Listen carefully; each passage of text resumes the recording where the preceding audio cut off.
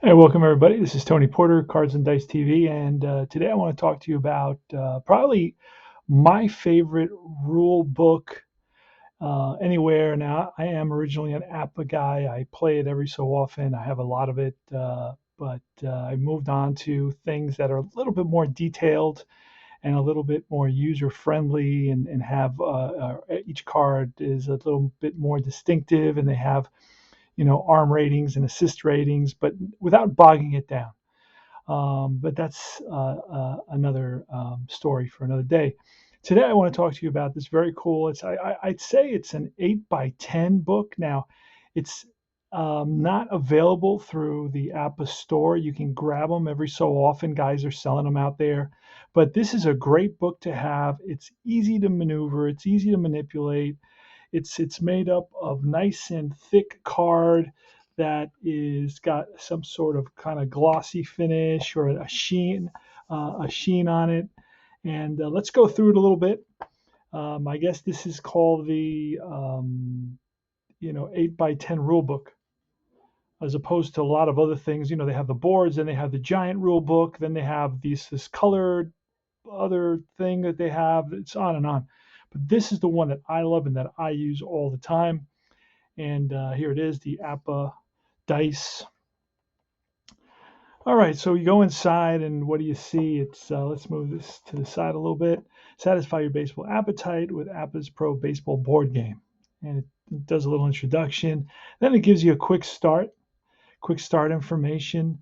If you want to manage both teams, go right ahead. If you're playing an opponent, all the better. Now let's play ball. It talks about for results 12 through 42, refer to the bottom two-thirds of the chart. Use the corresponding results depending on your opponent's fielding rating, explained in number 3 above. Though sometimes the K, R, W, X, Y, Z, and ZZ pitchers' ratings found on the pitcher's card will change the outcome. This is, if you're an APBA guy, you'll know this. But this is a great book to get if you can get it. Not easy to find. I have an extra one, an emergency one. I've never opened it. It's in the box that it came in. This is the one that I've traveled around in, and actually in a hotel, it fell on me in the middle of the night, and I didn't know, and there was a refrigerator right there, and it kind of got a little waterlogged, but over the years from playing it, it's kind of straightened out again. So here goes. It's getting started. Select two teams. Tip: when choosing a leadoff hitter, look at the cards and find the player with a high on-base percentage, not necessarily the fastest player on the team. Singles hitters with a minimum of 13s in their column of player result numbers are great number 2 hitters. So you don't want a guy that strikes out a lot batting second, but that's not the way lineups are set today. I guess this is more traditional book. So I'm just reading here and there little excerpts from it. Pick a home team, visiting team. We did that already. Flip a coin or roll a dice to determine who is the visiting team or home team. Pitching and defense. One of the great things about 66, they don't even call it APBA, they call it 66, is that the way fielding and pitching help decide a game. Play result outcomes 1 through 11 on the play charts are based on the pitcher's grade, and outcomes 12 through 42 are based on the team fielding rating. That's very true. Optional pitching rules. If a deep pitcher allows no earned runs in 5 consecutive innings, he becomes a C. I use that. That is the optional pitching rules for advanced game players. I guess I'm an advanced basic game player. Been using that for years and years. All right, so next page. Defensive ratings, as mentioned above, defense affects play outcomes for numbers 12 to 42 on playing charts. Optional fielding ratings for different players. Fielding left. So if your left fielder is a 3, you'll be using 1, even though your team rating may be a 2. So it depends on what your individual is. Your shortstop, third baseman, second baseman. If it's any one of these, you would be like, if your shortstop's a 9 and 10, even though let's say you're fielding 3 column, your defense is terrible at fielding 3 column. Well, your shortstop, when it's a ball hit to shortstop, 18 or 28, you will look at fielding 1 column. So that's really good. I use that. That's for advanced players as well. It tells you how to keep score. It gives you the numbers for each position. It gives you common scoring abbreviations. Very cool. I like that a lot. Sacrifice bunts. It explains that. And this is, I think this handles sacrifice bunts much better. It doesn't have a 12-page booklet just for sacrifices, which was pretty crazy. I would never use that anymore. Hit and run play, and of course, don't overuse the hit and run play, or you might distort the statistics. Like if you use it on every play, there won't be any double plays, and so on and so forth. There'll be more, there'll be more line drive double plays, but I don't know if there'll be any ground ball double plays. Tip: distorting your statistics is a relative thing. If you don't care about statistics, distortion, do whatever you want. Oh, thank you. All right, so it goes on. Optional base coaching doesn't apply when a sacrifice or hit and run has been called. So you have optional base coaching on a single. Any named runner advances only one base. On a double, only two bases. On a fly out, any named runner holds his base. Usually an S. I usually hold all my S guys because they get thrown out all the time. All right. So here it is. It goes into positioning infielders. When third base is occupied with less than 2 out, the manager of the team in the infield has to announce how he's going to play the infield, deep or in. And then symbols and abbreviations. Now it shows you the player card and explains the player card. These are modern player cards. I use the old school retro player cards. These cards have the stats on them. I like the design of the old school cards, but it gives you all the information here, what everything means on the card and how to read it and so on and so forth. Then with this game, with the box game, I got this, I think in 2010, I believe, for my son. You got the 53 Brooklyn Dodgers and the 53 New York Yankees. And then here are the rosters for those two teams that came with this set. I still have those teams somewhere. Bases empty. Here are the boards. This is what APBA is all about. This is probably what you use the most. Bases empty and runner on first, right?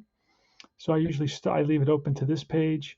And of course, you have your D pitcher column, your C pitcher column, your B pitcher column, your A pitcher column. Only goes up to there, and it doesn't take long to memorize these. And then this is your top fielding team, your average fielding team, and your lower fielding team. Sometimes I just grab this, and then I'll look at individual players to see who's low and high, and that'll move me to these. Sometimes if I'm just not in the mood to count up all the numbers and just want a quick game, so I'll cheat a little bit. 2 outs, less than, fielding 41. Fielding, okay, so it gives you some information here about the fielding charts. Let's go to, now you turn it and it's runner on first base. Look how cool that is. It's right there. It's really easy to get to. And you have, again, D, C, B, and A. And then you have, for example, now if you hit into a 25, will be a double play, 4-6-3. Unless if the pitcher has a K, then it'll be a strikeout. So he loses the double play and he strikes out the guy. Now you're going to get runner on second. Again, a 13 is always a strikeout, but now a 12 becomes a strikeout, where a 12 here was a double play with a runner on first. The 12 becomes a strikeout. So there's some small changes. Other things pretty much, everything else stays the same, right? And for example, whether it's with a runner on first or a runner on second, 26 is still a ground ball to second base. 27 is a ground ball to third. 28 is a ground ball to short. 29 is it goes to the first baseman, whereas here it goes to the pitcher. So that changes a little bit. But everything else, 30, 31, and 32 are fly out left field, center field, right field. And so those numbers pretty much stay the same, and you'll learn those pretty quickly. And the game plays very fast for that reason, guys. I know play this game in about 15 minutes. You have your runner on third situation. And let's see, runner on third, fielding 2, fly out, runner scores, S out at home, fly out, center field, runner scores, S out at home, fly out, runner holds, F scores to right field. I don't know about that. I'd probably get him to score from right field. Any runner would score from right field, and then, of course, maybe S holds rather than being thrown out or something like that, or because there's no chance for an then they change it here. 33 now becomes a fly out to center field, runner scores. Okay, there you go. So an S, this is where they change that up. I don't remember it being that way in the old rules. let's see, now you got first and second, and there's a lot of page turning in APBA, especially if you start getting guys on base. Even you may know, but you don't totally know because these situations don't come up all the time. First and third, you may have one or two situations like that in the game. So there is a lot of page turning back and forth. Okay, you go to the next inning. That doesn't matter. You go to the next inning, and you got to turn it back to run around first, or you got to turn it back to this for the next batter in the next half of the inning, and then you could get first and third again. So you got to go over here, and then you got to look that up. And so it is a lot of page turning. That's one thing. That's why I've kind of moved away from it. I like my information to be on my cards. I don't like to be turning pages of any kind during my gameplay. It's just not. I don't mind looking something up, but I just don't want constantly back and forth.